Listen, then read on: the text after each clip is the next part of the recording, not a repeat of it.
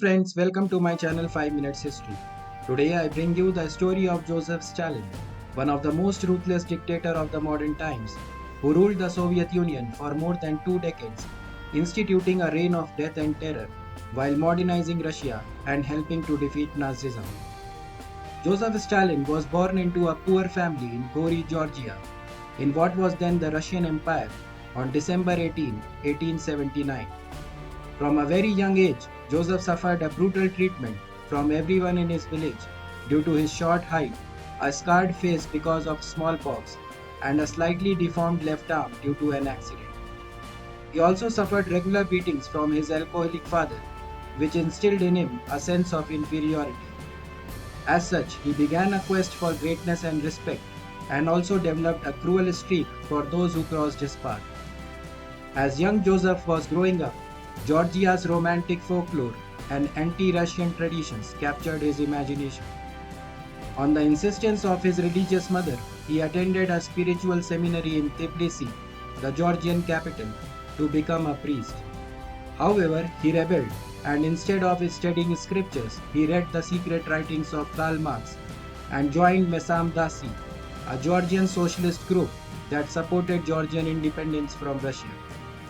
He devoted much of his time to the revolutionary movement against the Russian monarchy and was eventually thrown out of the seminary. In 1901, Joseph joined the Marxist Russian Social Democratic Labour Party. He edited the party's newspaper, Pravda, and organized strikes and protests against the Tsarist regime. Repeatedly arrested, he underwent several internal exiles to Siberia. During his exile, the RSDLP had split between Vladimir Lenin's Bolsheviks and Julius Martov's Mensheviks fractions. He aligned himself with the Bolsheviks and conducted guerrilla warfare during the Russian Revolution of 1905. He also raised funds for the Bolshevik faction via robberies, kidnappings, and protection rackets. It was during this time that he adopted the name Stalin, meaning steel in Russian. He was hailed as a hero when he helped Lenin to escape from the Tsar's army into Finland. Lenin was impressed by this ruthless underground operator and appointed him to the inner circle of the Bolshevik party. After the Bolsheviks seized power from the Tsarist regime in the October Revolution and created a one-party state under the new Communist Party in 1917, Joseph was appointed the General Secretary. During the Russian Civil War, Joseph ordered the public execution of deserters and renegades and was hailed by the hardliners within the party. After Lenin died in 1924, Stalin began ruthlessly promoting himself as his political heir. Many in the party expected Red Army leader Leon Trotsky to be Lenin's natural successor, but his ideas were too idealistic for the majority of the Communist Party. Stalin, however, developed his own nationalistic brand of Marxism, socialism in one country, concentrating on strengthening the Soviet Union first, rather than a world revolution. When Trotsky criticized his plans, he was expelled from the Soviet Union and was later assassinated.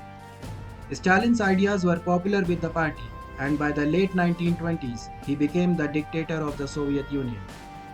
In October 1928, Stalin launched a series of 5-year plans to turn the Soviet Union into a modern industrialized country. As a result of his 5-year plans, the country underwent agricultural collectivization and rapid industrialization, creating a centralized command economy. He achieved huge increases in coal, oil, and steel productivity, and the country saw massive economic growth. His plans were ruthlessly enforced. Factories were given strict targets, which many workers found impossible to fulfill.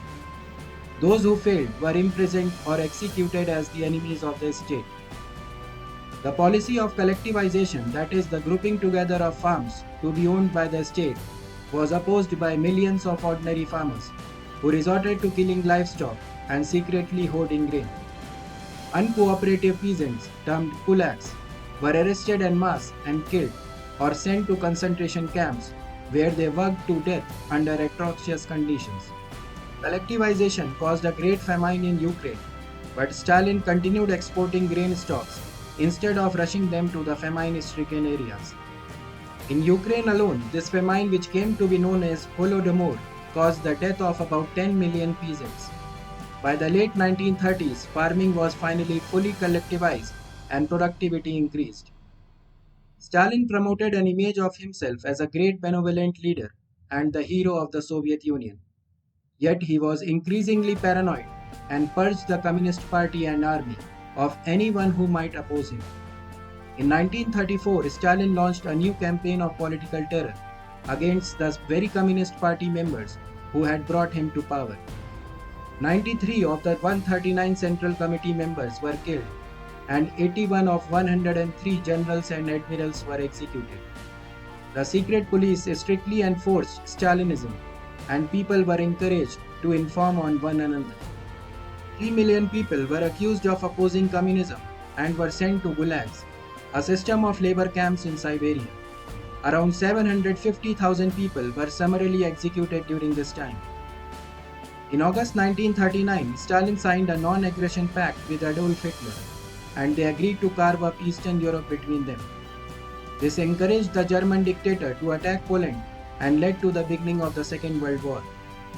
Anxious to strengthen his western frontiers while his new German ally was still engaged in the west, Stalin annexed eastern Poland, Estonia, Latvia, Lithuania, and parts of Romania. He also attacked Finland and extorted territorial concessions. In June 1940, Germany defeated and occupied France and then initiated war on the Eastern Front, ignoring the non-aggression pact with the Soviets. Despite intelligence agencies repeatedly warning him of Germany's intentions, Stalin made no serious preparations against the Nazis. In June 1941, Germany invaded Soviet Union. The Soviet army was caught off guard and suffered huge losses. Soviet Russia was paralyzed for several days as the Nazi war machine rolled on towards Moscow. Stalin was so much raged at Hitler's betrayal that he retreated to his office, unable to make any decisions. With the future of the Soviet Union hanging in balance, Stalin was left with no choice but to join hands with the West and fight against Hitler. He remained in the threatened capital and organized a counter-attack on the Germans.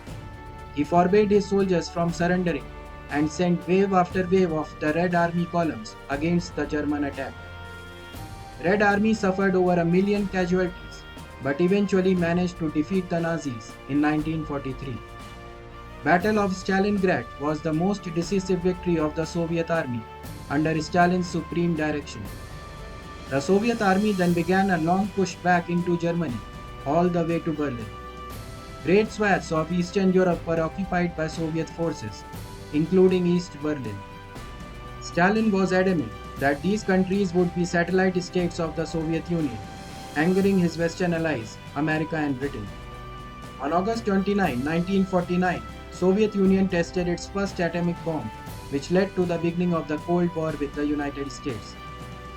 Increasingly suspicious and paranoid in his later years, Stalin continued to conduct purges against his enemies within the party. After a night of heavy drinking, Stalin died of a stroke on March 5, 1953. Many in the Soviet Union mourned the loss of this great leader who transformed the country from a feudal economy to a world power next only to United States and played a crucial role in defeating Hitler. But at the same time, there were millions who cheered at the demise of one of the most murderous dictators in history.